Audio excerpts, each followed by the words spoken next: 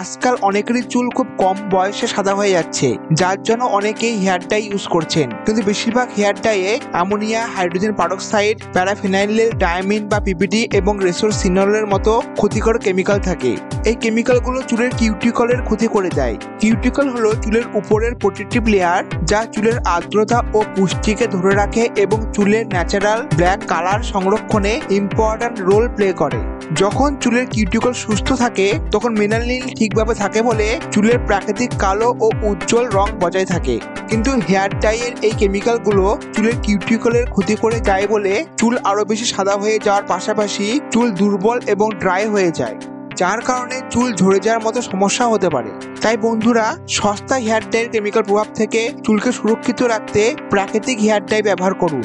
আর প্রাকৃতিক উপায়ে চুলের রং আনার জন্য আপনারা মেহেন্দি ও ইন্ডিগোর মতো দুটি জনপ্রিয় উপাদান ব্যবহার করতে পারেন।